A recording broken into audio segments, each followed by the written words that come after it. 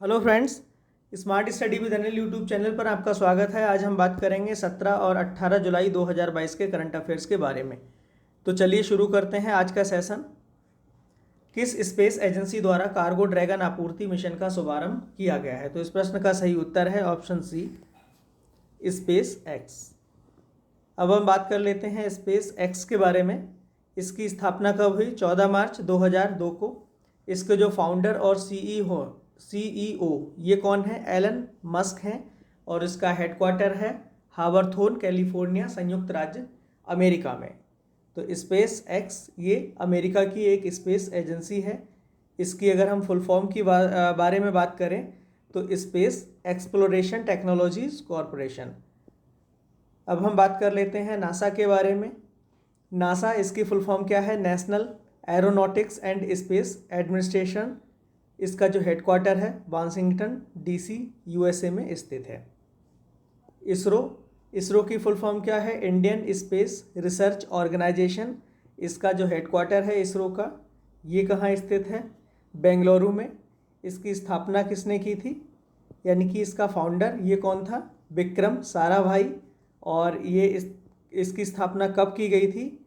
इसकी स्थापना की गई थी 15 अगस्त 1969 को।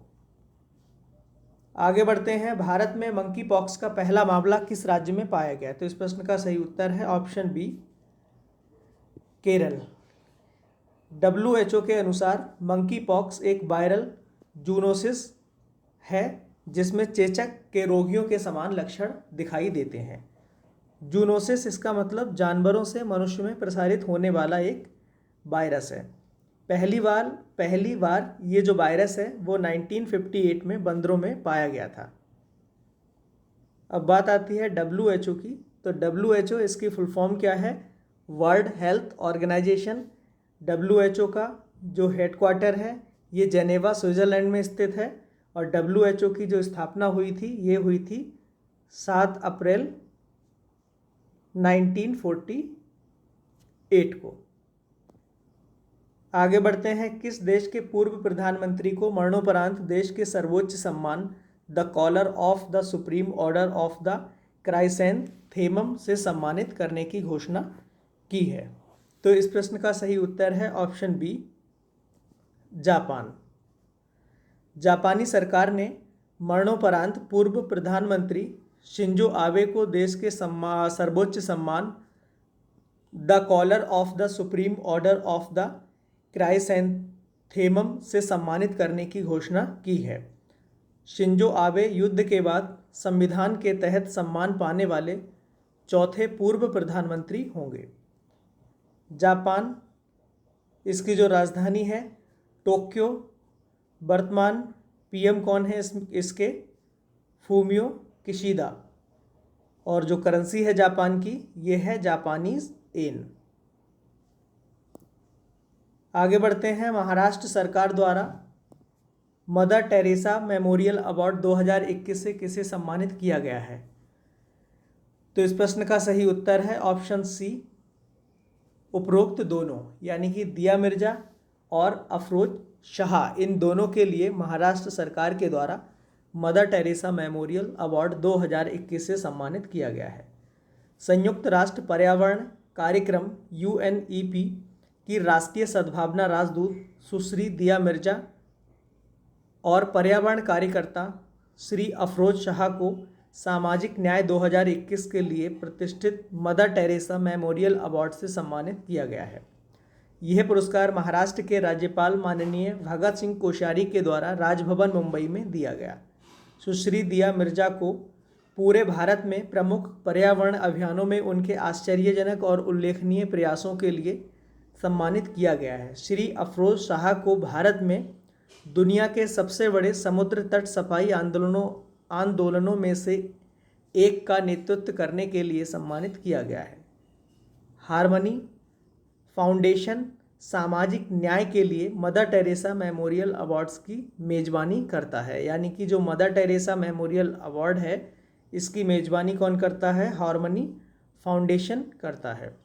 और यह शांति, सद्भाव और सामाजिक न्याय को बढ़ावा देने के उद्देश्य से व्यक्ति व्यक्तियों या संगठनों के असाधारण काम को स्वीकार करने और उन्हें पहचानने का एक मंच है।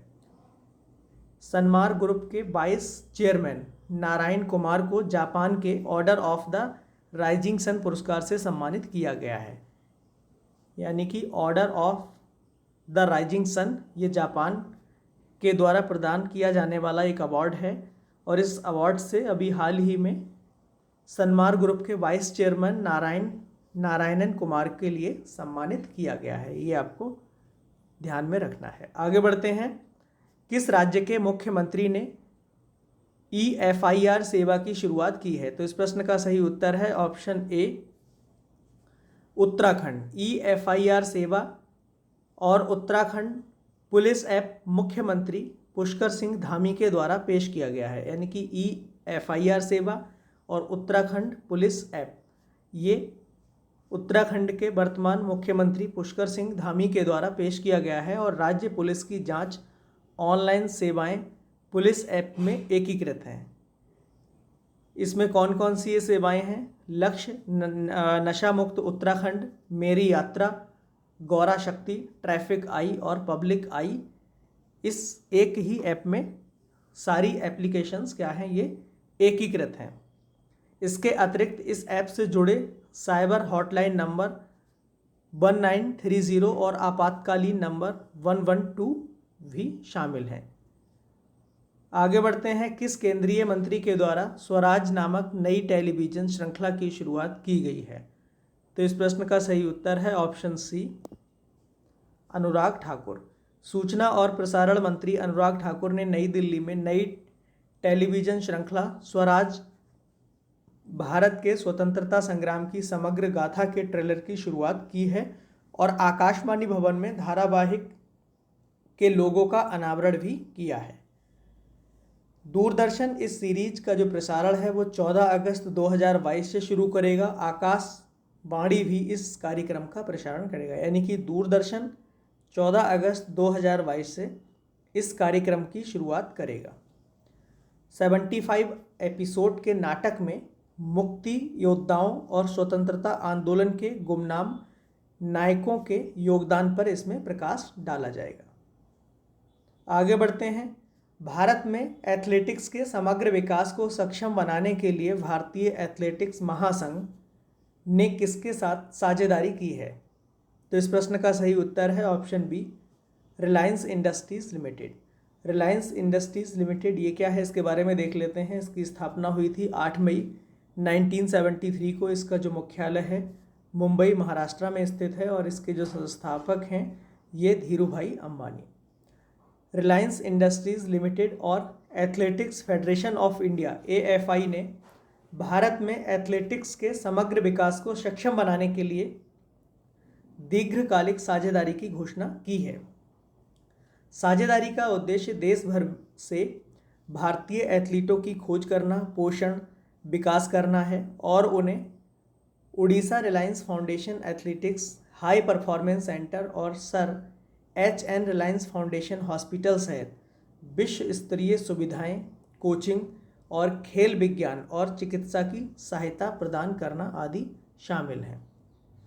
2017 से रिलायंस फाउंडेशन ने Reliance Foundation Youth Sports Programme और 2018 में Orissa Reliance Foundation athletics HPC की स्थापना की, जो उड़ीसा सरकार के साथ साझेदारी में एक उच्च प्रदर्शन केंद्र है।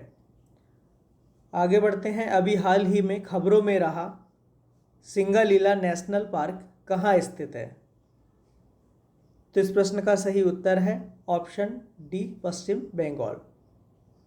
Padmaja Naidu Himalayan Zoological Park ने हाल ही में सिंगालीला नेशनल पार्क में लगभग 5 वर्षों में 20 लाल पांडा को पेश करने के लिए एक कार्यक्रम शुरू किया है। सिंगालीला राष्ट्रीय उद्यान पश्चिम बंगाल के दार्जिलिंग जिले में सिंगालीला रिज पर स्थित एक अत्यधिक संरक्षित क्षेत्र है।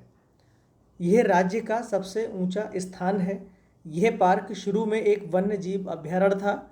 1992 में इसे राष्ट्रीय उद्यान का दर्जा प्रदान किया गया था। 1994 में इसे लाल पांडा के लिए एक प्रमुख जंगली आवास घोषित किया गया था।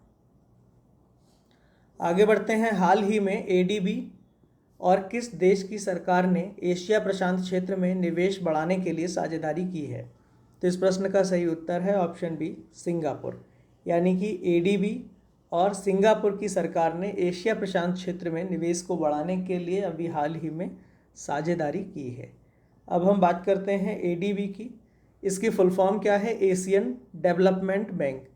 इसका हेडक्वार्टर फिलीपींस में स्थित है और इसकी जो स्थापना हुई थी ये हुई थी 19 दिसंबर 1966 को, 19 दिसंबर 1966 को फिलीपींस में इसका हेडक्वार्टर स्थित है और इसकी फुल फॉर्म है एशियन डेवलपमेंट बैंक। आगे बढ़ते हैं। सेंट्रल विस्टा की छत पर बने राष्ट्रीय प्रतीक अशोक स्तंभ के मूर्तिकार कौन है? तो इस प्रश्न का सही उत्तर है ऑप्शन बी, सुनील देब्रे। सेंट्रल विस्टा प्रोग्राम या परियोजना ये क्या है? सेंट्रल विस्टा परियोजना के तहत एक नए संसद भवन, इसके अधीन क्या है? एक नए संसद भवन का निर्माण और नए आवासीय परिसर का निर्माण आदि करना शामिल है। इस परियोजना की जो घोषणा है वो सितंबर 2019 में की गई थी और 10 दिसंबर 2020 को प्रधानमंत्री नरेंद्र मोदी के द्वारा इस परियोजना की आधारशिला रखी गई थी। तो आज के लिए बस इतना ही। धन्यवाद।